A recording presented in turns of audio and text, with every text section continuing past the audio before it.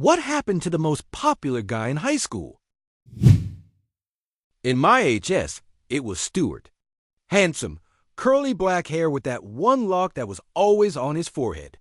Built like a bodybuilder, always tan, played on all the sports teams, but not a standout. His father was an orthodontist who invested in office buildings and was well off. When Stuart turned 16, Daddy bought him a red Corvette convertible, which he wrecked a few months later. Of course, it wasn't his fault. That tree jumped out and bit his car while he was speeding on a back road. Daddy replaced it with a white Corvette convertible. All the girls swooned over him with his accident bandages. Stuart had an ego the size of a 747 and could do no wrong. I lost track after graduation as I wasn't his clique.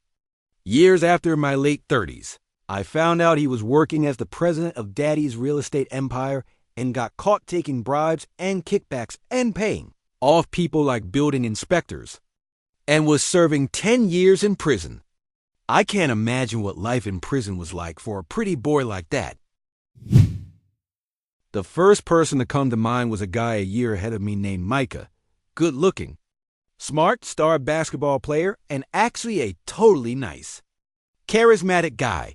The extent of my interaction with him was a weird girl. With some group project, I didn't have friends to join up with in math class.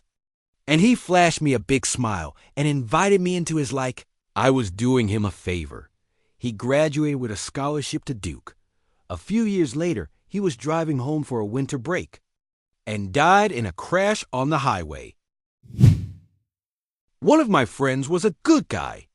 He started lifting when we were 13. Got big. Women loved him. Guys definitely looked up to him. When he was 28, he intervened in a bar fight between his girlfriend and some other girl. Some guy said, "Let's take it outside," and he went. The other guy pulled a gun and shot him in the head. Rip Miguel. Damn, that's so sad.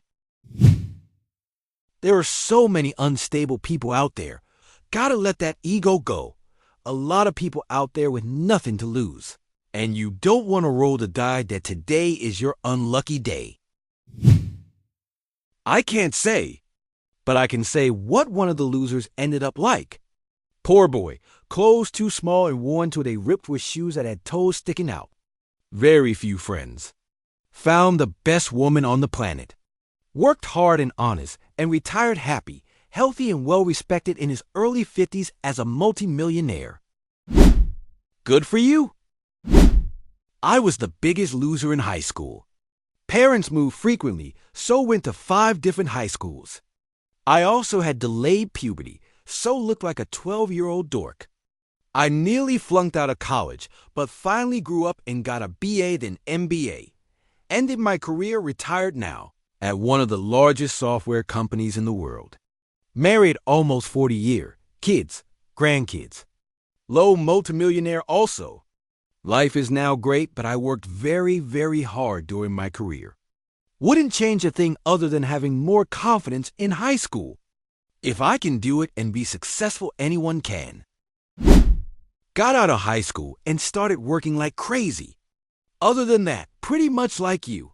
Wouldn't change a thing either, except more self-confidence in high school.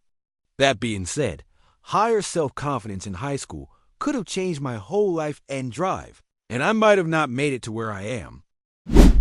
I looked like a baby but was good at hockey in rural Ontario. That's all that matters for most to leave you alone.